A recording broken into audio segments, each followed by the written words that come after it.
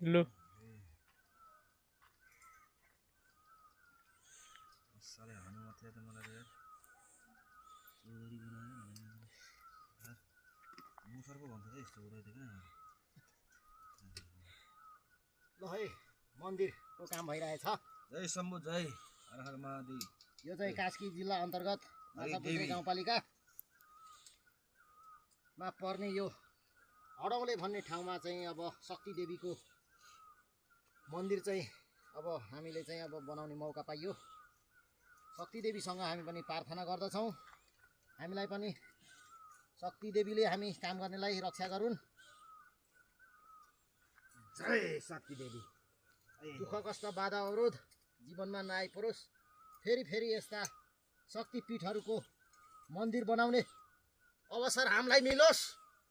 हो कि होइन केटा? हो यो भनेको हाम्रो लागि राम्रो अवसर हो।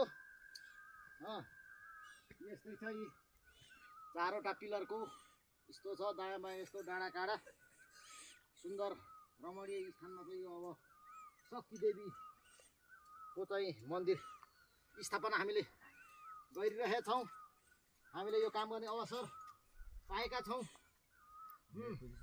यो धार्मिक अवसर हामीलाई पर्न आएकोमा हामी धेरै खुसी छौँ। धेरै शक्ति देवीले हामीलाई चाहिँ राम्रो आशीर्वाद दिउन् भन्ने हामी अपेक्षा कामना गर्दछौँ। हामी चाहिँ धेरै टाढाबाट यहाँ चाहिँ आएर यो ठाउँमा चाहिँ यस्तो अब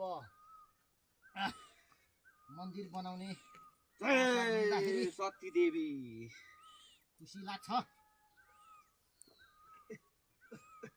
यस्तै छ हजुरहरू, फेरि फेरि यस्तो अवसर मिलोस् भन्ने हामी कामना गर्दछौँ। आज 2082 फागुन महिनाको आज 6 गते होइन, 6 गते भइसकेको छ।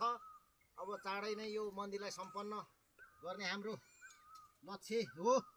कहाँसम्म अब पुग्छ भन्ने कुरा अब शक्ति देवीको हातमा हामी